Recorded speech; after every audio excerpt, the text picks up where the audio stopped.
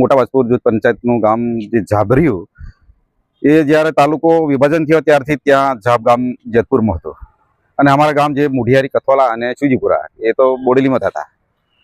હવે અત્યારે અમારી એવી માંગ હતી, અત્યારે લોકોએ સરપંચને આ બધા હશે એ બધાએ ઠરાવો કરી અને અત્યારે અમારે બોડેલીમાં જેતપુર પાઈમોલી જોસમ કરીને ઠરાવ કર્યા 4 ગામને. તો અમારી માંગ એવી છે તો જેતપુરમાં ઝાભ રાખો તો અમારું આ 4 જે ગામ છે એ બોડેલીમાં રહે તો અમને થોડી સગવડ અને અમારે શિક્ષણની દ્રષ્ટિએ પણ સારું રહે.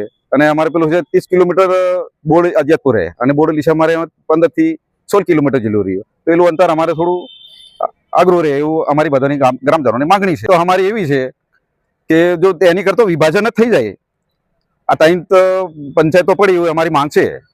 જો એક વાજપુર પડે અને ઝાભ પડે અને શિવજીપુરા મુડિયારી કદાચ પડે એ 3 પંચાયતો વિભાજન થઈ જાય તો માથાકોટ નહીં. અમારે 2007ની આ માંગણી છે, છતાં એ કઈ સરકાર ધ્યાનમાં નહીં લેતી. તાલુકામાં આવેલ વાજપુર જૂથ ગ્રામ પંચાયતમાં વાજપુર, શિવજીપુરા, મુઢિયારી, કથોલા તેમજ ઝાભ ગામનો સમાવેશ થાય છે. જેમાં ઝાભ ગામ જેતપુર તાલુકામાં આવેલ છે અને બાકીના 4 ગામ વાજપુર, શિવજીપુરા, મુઢિયારી ને કથોલા બોડેલી તાલુકામાં આવેલ છે. અને જ્યારે છોટાઉદેપુર જિલ્લો 2013માં વડોદરા જિલ્લામાંથી અલગ થયો ત્યારથી ઝાભ ગામ વાજપુર જૂથ પંચાયતમાં સમાવેશ કરવામાં આવેલ છે. અને હાલમાં આ વાજપુર જૂથ ગ્રામ પંચાયતને બોડેલી તાલુકામાંથી ફરીથી જેતપુર તાલુકામાં સમાવેશ કરવાની ઠરાવ કરવામાં આવેલ છે અને તેની કાર્યવાહી ચાલુ છે.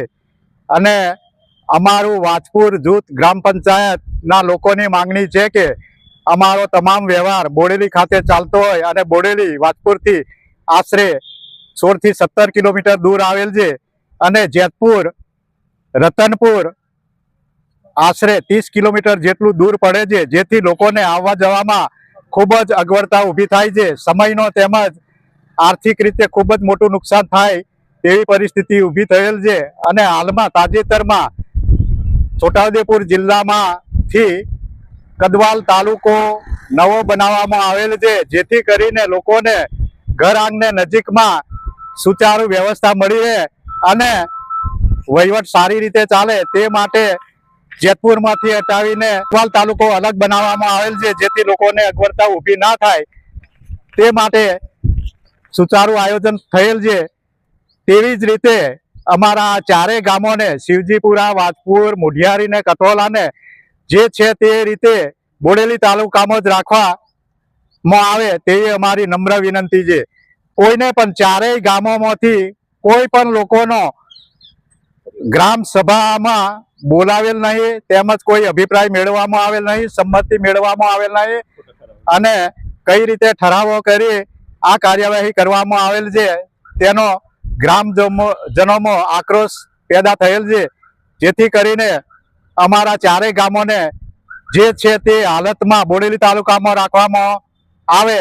વાજપુર જૂથ ગ્રામ પંચાયતમાં જે અમારે 5 ગામો સમાવેશ છે એમાં વાજપુર, શિવજીપુરા, મુડિયારી, કથોલા અને ઝાભ.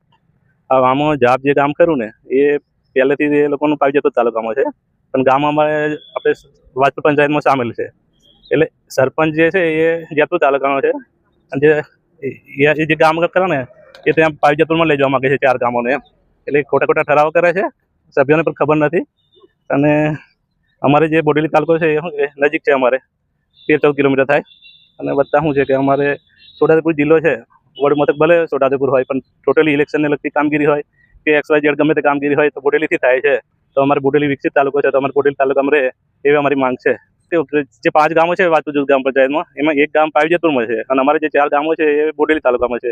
તો પંચાયતનું વહેલી તકે વિભાજન થઈ જાય એવી અમારી ગ્રામજનોની માંગણી છે. 2 થી 3 પંચાયત અલગ થાય એવી અમારી માંગણી છે. હવે અમારું વાજપુર જૂથ ગ્રામ પંચાયતમાં 5 ગામો સમાવિષ્ટ છે. એમાં વાજપુર, મુઢિયારી, શિવજીપુરા, કથોલા અને ઝાભ.